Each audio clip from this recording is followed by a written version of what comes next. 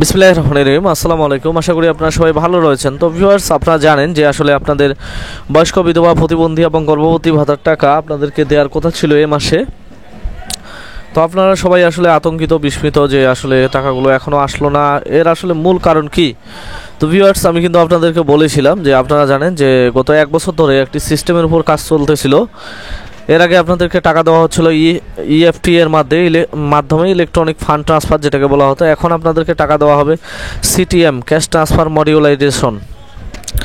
তো ভিউয়ার্স, আপনারা জেনে বিষয়টা আসলে কি মাইন্ডে নেবেন আমি জানি না, যে আসলে আপনারা সবাই টাকার জন্য যেভাবে ওয়েট করে আছেন, যে আসলে সফটওয়্যারগত ত্রুটি এবং সার্ভারগত প্রবলেমের কারণেই আপনাদেরকে কিন্তু টাকা দিতে পারতেছে না। এটাই হচ্ছে আসলে মূল ফ্যাক্ট।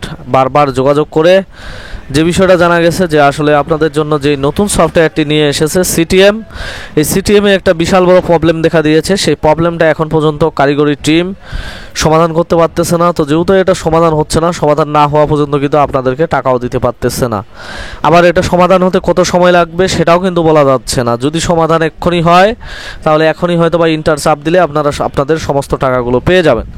তবে মূল কথা হলো যে আপনাদের কি তাহলে এবারের যেই প্রথম কিস্তিটা রয়েছে 25-26 অর্থ বছরের, এই কিস্তির টাকাগুলো কি হারিয়ে যাবে? না, এটা আসলে কখনোই পসিবল নয় যে একজন ভাতাভোগীর ভাতা হওয়ার পরে সেই টাকাগুলো হারিয়ে যায়। তো ভিউয়ার্স, আসলে এই টাকাগুলো আপনারা কবে পাবেন এবং এগুলো কোথায় গেলে পাবেন, তার আগে অবশ্যই আপনারা আমার চ্যানেলটি সাবস্ক্রাইব করুন। সাবস্ক্রাইব করে পাশে থাকা বেল আইকনটি বাজিয়ে রাখুন।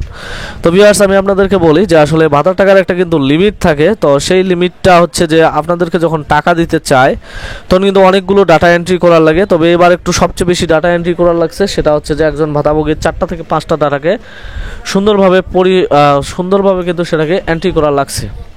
এবং আপনারা জানেন যে একটি পরিপত্র জারি করা হয়েছিল যে আসলে প্রথম কিস্তিটা যদিও আপনাদেরকে মনে করেন যে এমএফএস সিস্টেম বাদেও দেওয়া হবে, দ্বিতীয় কিস্তিটাতে কিন্তু এমএফএস অ্যাড করা হবে। এবং আমি আপনাদেরকে বলেছিলাম যে আসলে দ্বিতীয় কেন, চতুর্থতেও অ্যাড করা হবে কি না, কারণ এটা ভাই বাংলাদেশ।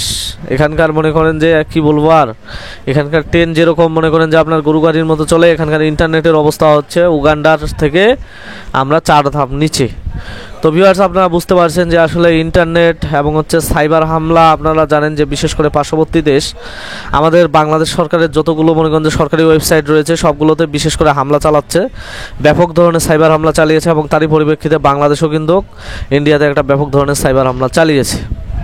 তো এই সকল সব কিছু মিলেই কিন্তু আপনাদের যে ভাতার টাকাটা, এই কাঙ্ক্ষিত টাকা আপনাদের অলরেডি মনে করেন যে ব্রেক হয়ে রয়েছে। তো এই সমস্যাটা যত দ্রুত সমাধান করা সম্ভব হবে তত দ্রুত আপনাদেরকে টাকাগুলো দেওয়া হবে। তো ভিউয়ার্স, আপনারা জানেন যে আজকে হচ্ছে আপনাদের সোমবার। তো আজকে কিন্তু অফিস খোলা ছিল, কালকে মঙ্গলবার, কালকেও কিন্তু বেলা 5টা বা বাংলাদেশ ব্যাংক আমি যতটা জানি যে রাত 9টা পর্যন্ত কাজ করে।